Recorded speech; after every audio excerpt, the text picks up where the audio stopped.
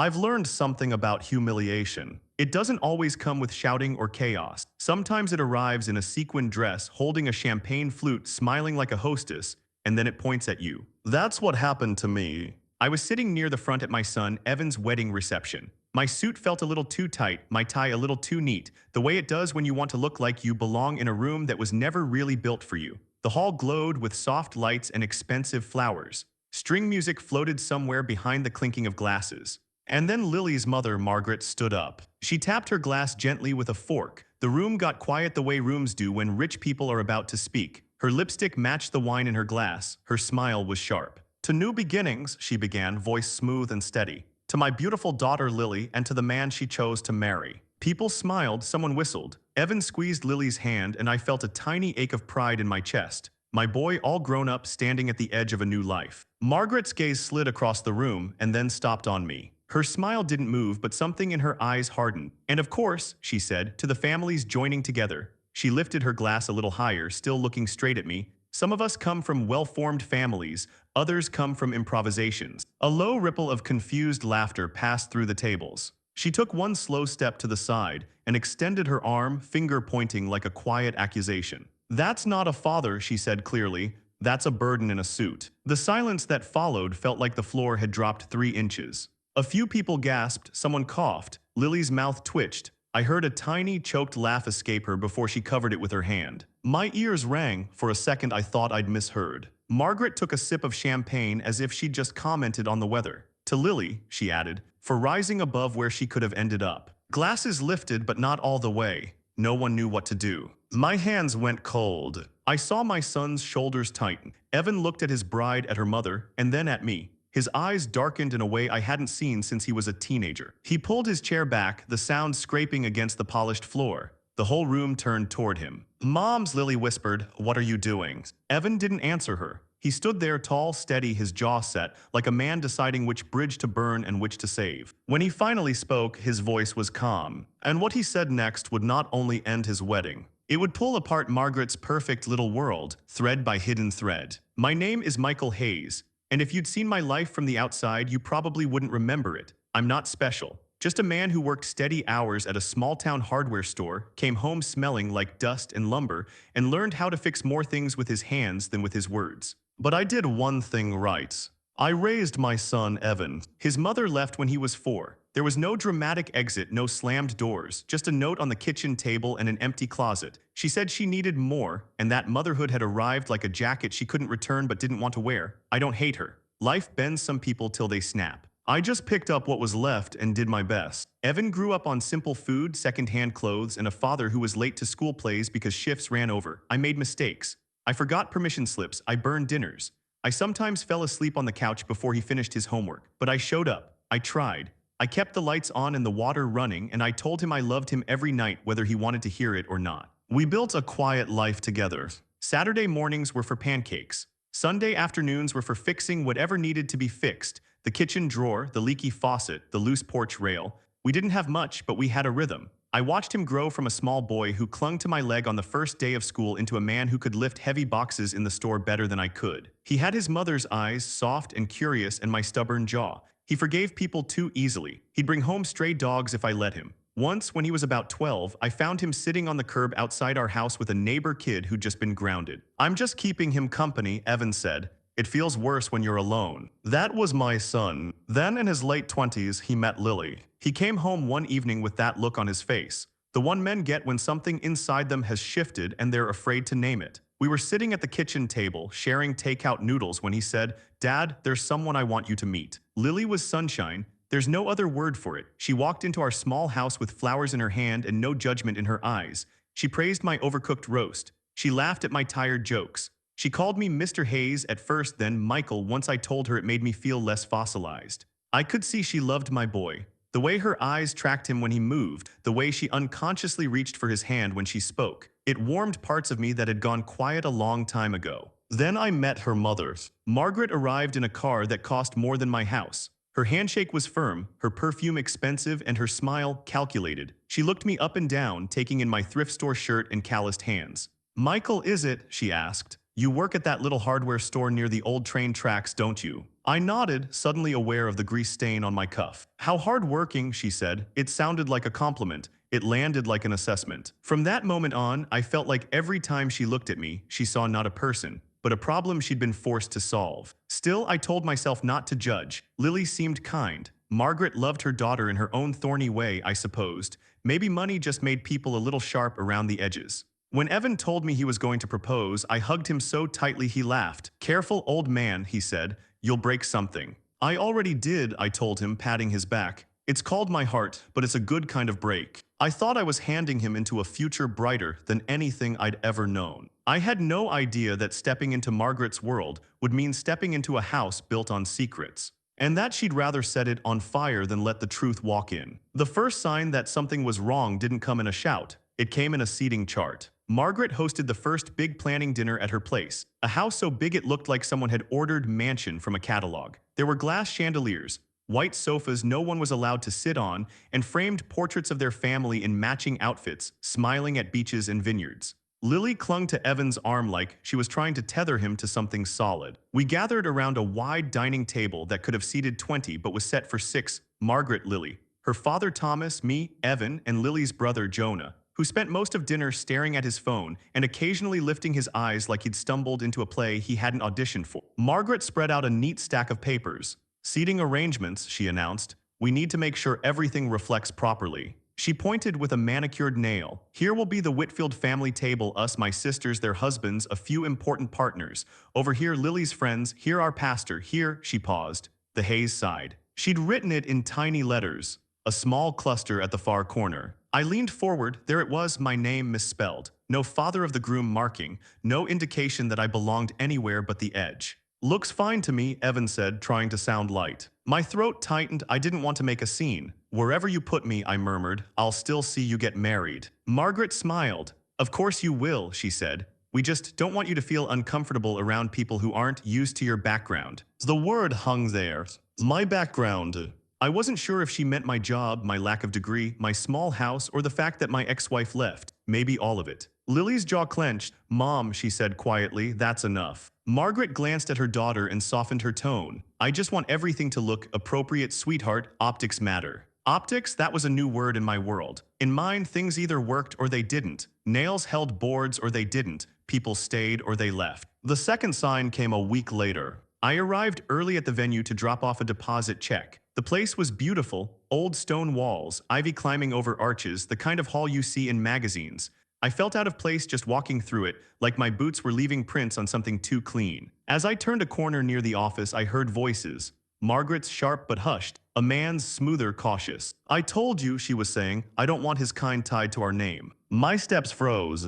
"Margaret," the man replied, "you ran the checks. He's clean. No criminal record, no debts, just a working-class background and a messy divorce years ago." "There's more to a file than what's written," she snapped. "He's messy, I can feel it, and if Lily insists on marrying into that," her voice lowered, "then at least I will control the narrative." There was a pause, papers rustled. "You're still holding on to those documents?" the man asked. "Of course," she said, "they're my insurance. You never know when the past will be useful." Footsteps drew closer. I ducked back, heart pounding like I'd been caught stealing, not just standing in a hallway listening to something I was never supposed to hear. Past documents, insurance, words that smell like smoke before you see the fire. I went home that day with my brain buzzing. I didn't tell Evan. I didn't want to add weight to his shoulders. He already carried enough work, wedding costs, my pride. "Everything okay, Dad?" he asked that night as we washed dishes together. "Yeah," I lied, "just tired." It was easier to pretend the ground was solid than to admit I could feel it starting to shift under our feet. The night before the wedding, I couldn't sleep. I lay in bed staring at the ceiling, listening to the old clock tick on the wall. Each second felt heavier than the last. My chest ached, but not the kind you go to a doctor for. The kind you get when your heart knows something your head won't say out loud. Around midnight, my phone buzzed. It was a message from Lily. "Are you awake?" I frowned. I hadn't expected to hear from her. I typed back, "Yes, everything okay." A few seconds later, my phone rang. Her voice, when I answered, sounded small and tight. "Michael, I'm so sorry to bother you. I don't know who else to call." My heart started to race. "What's wrong? Is Evan okay?" "He's fine," she said quickly. "He's asleep. I'm outside my parents' house in my car." She paused, and I heard the faint sound of her breath shaking. Can you meet me, please? 10 minutes later, I was in my truck, driving through streets that looked different at night. The Whitfields' neighborhood sat at the top of a hill overlooking our small town, like it was watching us from a safe distance. I found Lily parked a few houses down from her parents' place, engine off, headlights dark. When I pulled up beside her, she stepped out, arms wrapped around herself despite the warm air. Her eyes were red. "Lily," I said softly, stepping closer. "What happened?" She glanced back toward the glowing windows of her parents' house, then looked at me with a strange mixture of guilt and fear. "I found something I wasn't supposed to find," she whispered.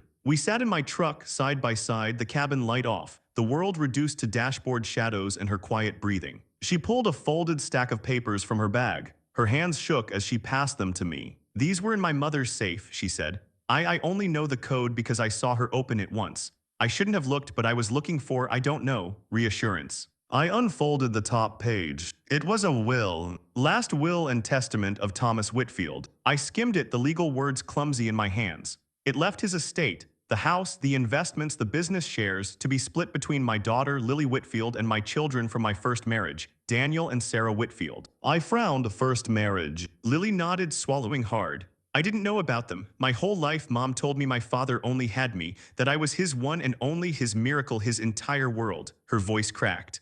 I believed her. She took another breath. "Keep reading." The second document made my stomach clench. It was another will. Same title, same man, different content. In this version, everything, house, money, shares, went to my beloved daughter, Lily Whitfield, and my devoted wife, Margaret Whitfield. There was no mention of Daniel or Sarah. The signatures at the bottom looked almost identical, but not quite. One was smoother, more fluid. The other looked like someone had practiced it a few times and settled for close enough. "I don't understand," I murmured. "I found these in a folder labeled Original and Final," Lily whispered. "The final has my mother's sticky notes all over it, dates, instructions, there's also an email." She dug out her phone and scrolled with shaking fingers. "Here." She passed it to me. On the screen was a message from a lawyer. I didn't read it word for word, just enough to see phrases that made my chest tighten. "Your wife insisted on revising the will quickly, concerns about estranged children. She assured me they had renounced all claims. You said you wanted them included, documents we discussed. I regret allowing myself to be pressured."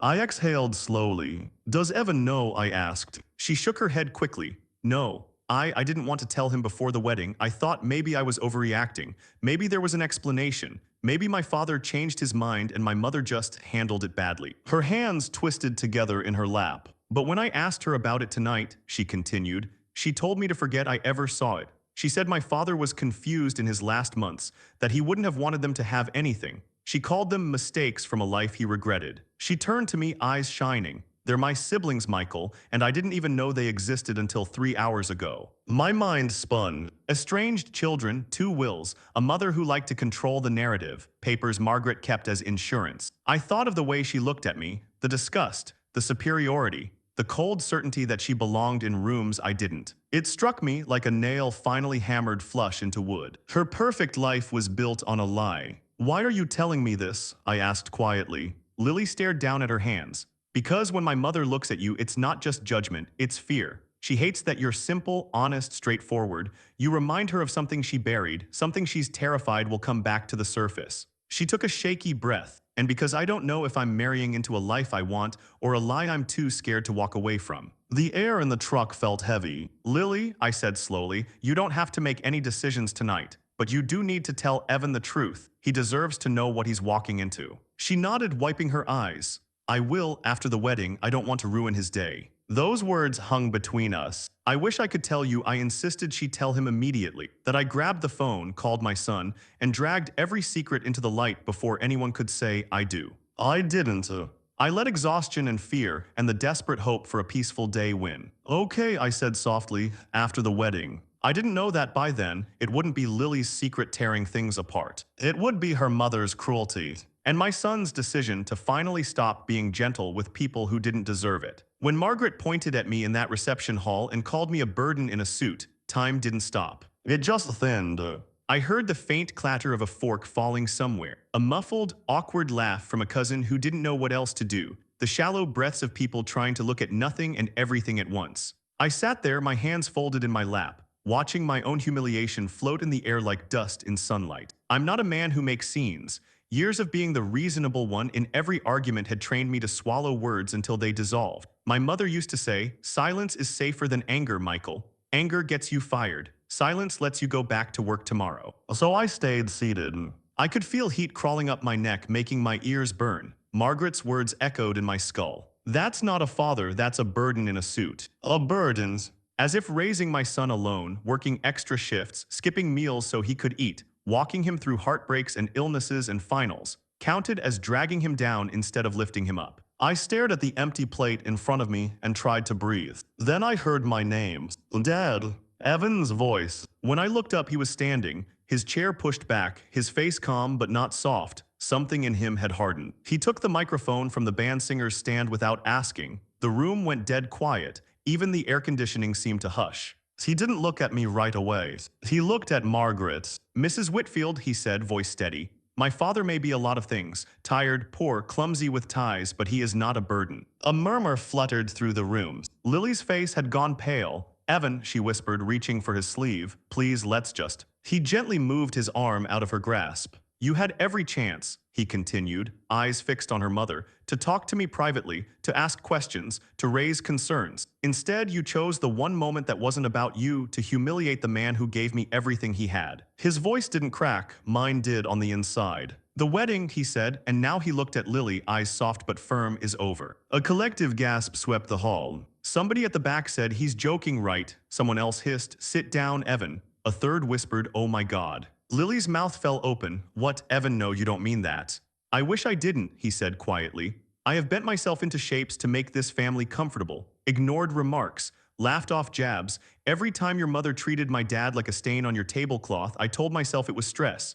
Anxiety, fear of losing you." He shook his head. "This isn't stress, it's contempt, and I won't build a life on top of it." Margaret scoffed, face flushed. "Oh, please," she snapped. "You're overreacting. If your father can't handle a harmless joke, maybe he isn't as strong as you think." Evan's jaw tightened. "Insult me if you want," he said, "but you don't get to rename my history." He handed the microphone back gently, as if it weighed far more than it should. Then he looked at me. "Dad," he said, voice soft now, "come on, we're leaving." For a moment, I couldn't move. Every father dreams of his son's wedding day. You picture the dance, the toast, the awkward hug with the in-laws. You don't picture walking out before dessert. But there was something in Evan's eyes that said, "You don't have to stay small anymore. Not for me." So I stood. Chairs scraped, people whispered. A few hands reached toward us, offering comfort or confusion or both. Lily called his name, voice breaking. He paused, turned back, and for a moment I saw that little boy on the curb again, trying to be brave. "I'm sorry, Lily," he said quietly.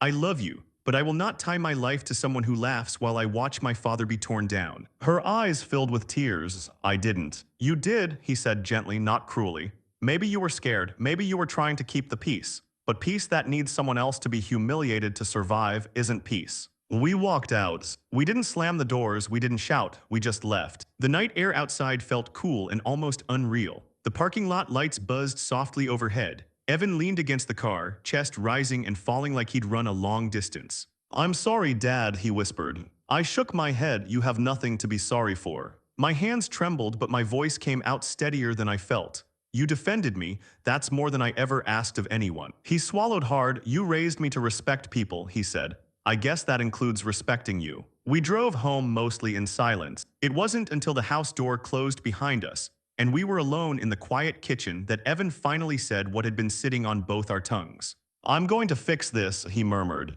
"How?" I asked. He pulled out a chair, sat down, and exhaled slowly. "I don't know yet," he admitted, "but I'm done letting them write who you are. Tomorrow I'm going back, not to apologize, to tell them the truth about themselves." I thought of the wills in my drawer, the files Lily had given me after we returned home, the ones I'd slid into a folder, unsure whether to hide them or frame them as evidence. "Evan," I said slowly, "there's something you need to know about Lily's family." That night we planned. Not revenge in the way movies show it, no grand schemes, no dramatic traps, just truth, gathered, organized, prepared like tools on a workbench, each one ready for when a particular bolt refused to budge. We weren't going to scream. We weren't going to break anything. We were going to pull the curtain back. and let Margaret see what she'd been standing on all along. The next afternoon, the Whitfield house didn't look like the scene of a ruined wedding. From the outside, it was the same perfect facade, trim hedges, polished windows, a tasteful wreath on the front door. You wouldn't know that the night before, a groom had walked out and left a hall full of stunned guests. Evan drove. His hands were steady on the wheel. His eyes, though, had a new hardness. Not cruelty, just resolve. "You don't have to come," he said quietly as we pulled up to the curb. "I know," I replied, "I want to." We stepped out of the car together, walking up the path like we were going to any other family meeting. Except this time, we weren't going to apologize for existing. The door opened before we knocked.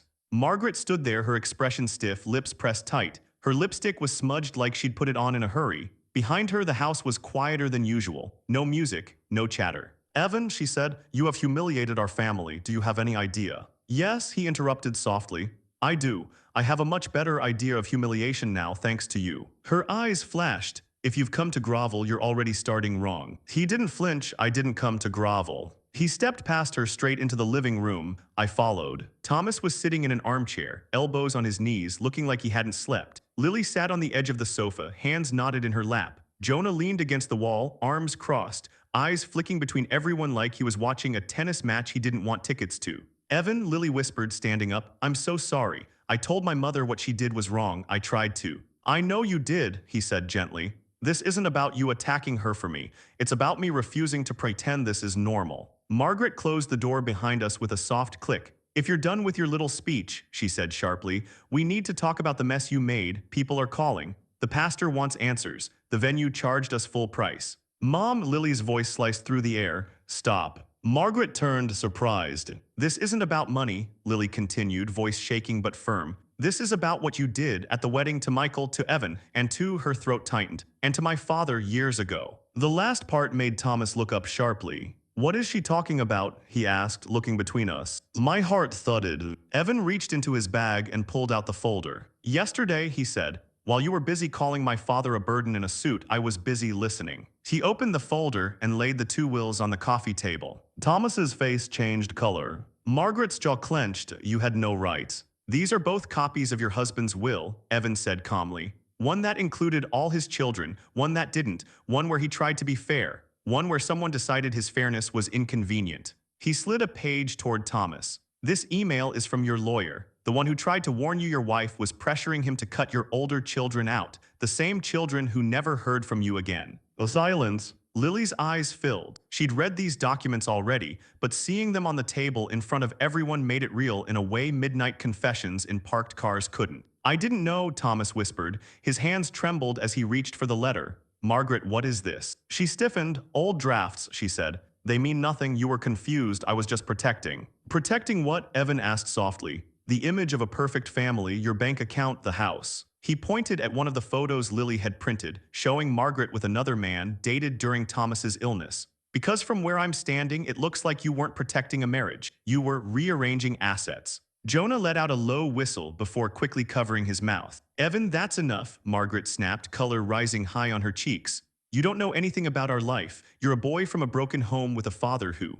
"Who what?" Evan's voice finally sharpened just a little. "Who worked himself into back pain to raise me alone, who never forged a single signature, never stole a cent, never rewrote history to make himself more comfortable." She sneered. "You think standing there in your off-the-rack suit gives you the right to judge me?" "No," he said. "What gives me the right is what you did last night, when you stood in front of a room full of people and tried to redefine my father as a burden." He reached into the folder again and pulled out his phone. "I recorded your speech," he said, "and the way you talked about him, and the way you laughed, Lily," he added, looking at her not cruelly but honestly. "I don't know if you laughed because you were scared or because you've been trained your whole life to treat other people as punchlines, but it hurt more than you know." Tears rolled down her cheeks. "I know," she whispered. "I'm so sorry." Margaret scoffed. "You recorded me. That's illegal. I'll sue." "No," I said quietly, speaking for the first time. "You won't." Everyone turned to look at me. I stepped closer to the table, hands clasped in front of me to keep them from shaking. "You won't sue," I continued,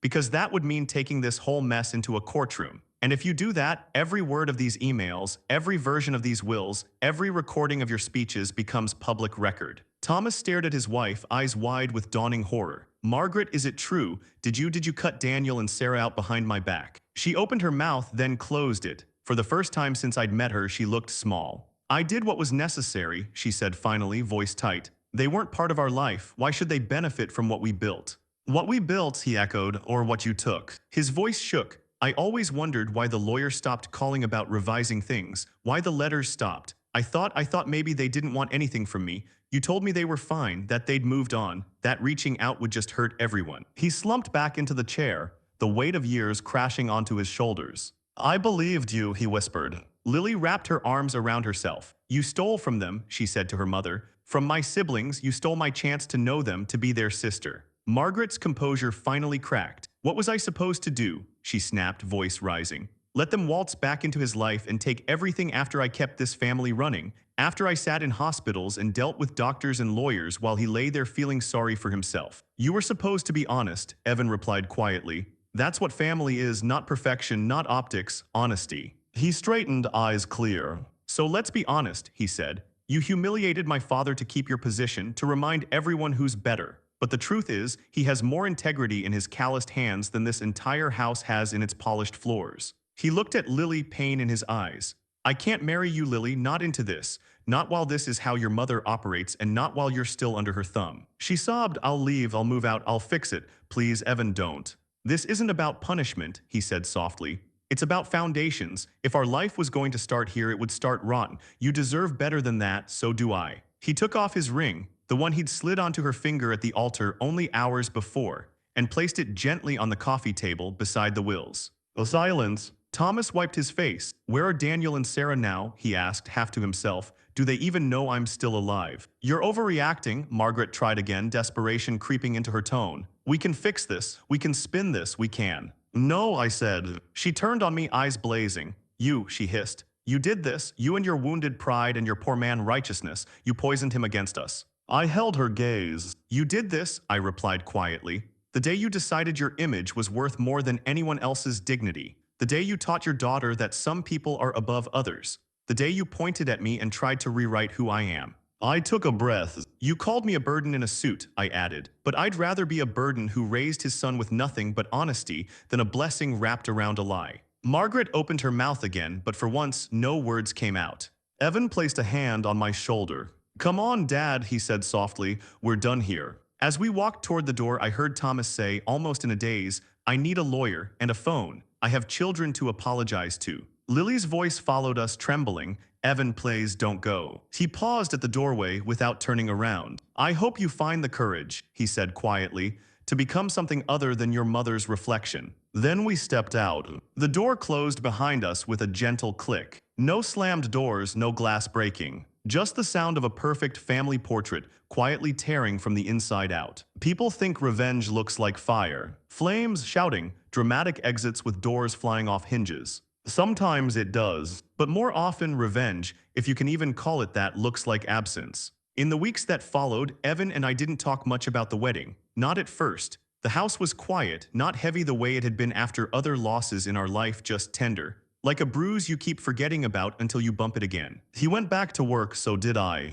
Coworkers asked questions. Some had been at the wedding and had seen everything. Others had only heard fragments. You really walked out, one of my regulars at the hardware store asked, leaning on the counter like it was a bar. My son did, I said, I just followed. He whistled softly, got to admit that takes guts. I shrugged, sometimes staying would take more. At night, I'd find Evan sitting on the porch, staring at the streetlights. You okay? I'd ask, leaning against the doorframe. I will be, he'd answer, just thinking. I knew better than to push. The Whitfields' world, meanwhile, began to unravel. We didn't go looking for updates, but in a town our size, news travels faster than cars. Thomas had reached out to his older children, Daniel and Sarah. There were tears, accusations, long phone calls in the middle of the night. Eventually, I heard they'd agreed to meet, to talk, to at least see the man who had, in their eyes, abandoned them. It would take time, years maybe, to untangle all that hurt. But it was a start. Margaret's image took longer to crack publicly, but privately, hairline fractures appeared almost immediately.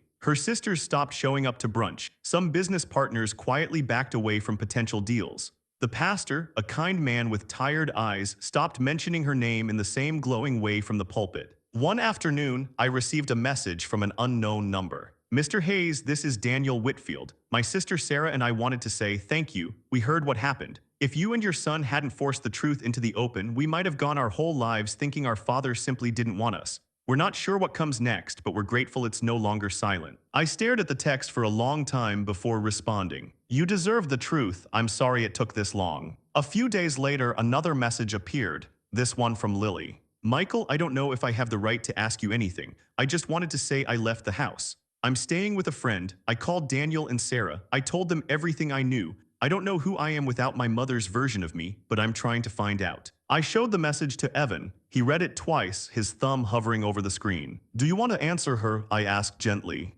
He hesitated. Part of me does, he admitted. Part of me wants to meet her halfway in this new life she's trying to build. He exhaled. Another part of me needs space, needs to know who I am without constantly patching up someone else's damage. He set the phone down. What do you think I should do? He asked. I smiled sadly. When you were 9, I said, a boy at school made fun of you. You came home and asked me if you should ignore him or punch him. He smirked faintly. What did you say again? I told you, I replied, that you don't have to hurt someone to walk away. Walking away is its own kind of answer. He nodded slowly. I'm not going to hurt Lily, he said. I don't hate her, I'm just not ready to walk back either. So he wrote back carefully. I'm glad you left the house. I'm glad you told Daniel and Sarah the truth. I hope you keep going in that direction. I need some time. Maybe one day we can talk again. For now, focus on who you want to be, not who your mother told you to be. She replied with a single line. Thank you, I'm so sorry for laughing. Evan stared at that message for a long time. I don't think she even knew why she laughed, he murmured.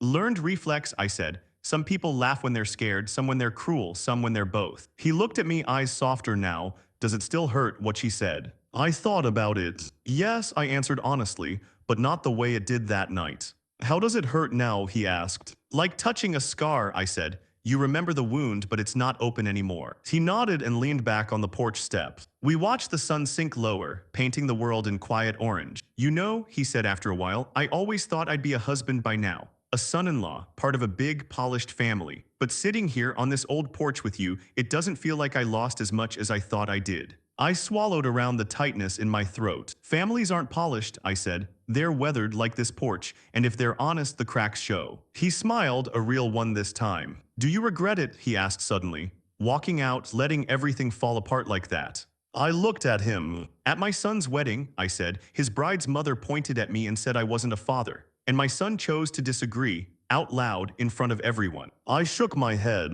I don't regret a second of it. Because in that moment, in that hall, amid all that judgment and delicate glassware, my son proved something Margaret could never take away. I hadn't raised a perfect man. I'd raised a good one. And in the end, that was enough. You reach a certain age where you stop chasing big victories. You start valuing quiet ones. Not the moments where you win an argument, but the ones where you look at yourself in the mirror and don't have to look away. If there's anything my story carries, it's this. Respect isn't about money, titles, or the kind of house you live in. It's about how gently you hold other people's dignity in your hands. A family built on lies, on rewritten wills and staged perfection will eventually crack. A life built on honesty, however small, however imperfect, can stand in rooms meant to shame it and remain unshaken. My son thought I was a good enough father to defend. And in a world that measures worth in shallow ways, that is the richest thing I've ever owned.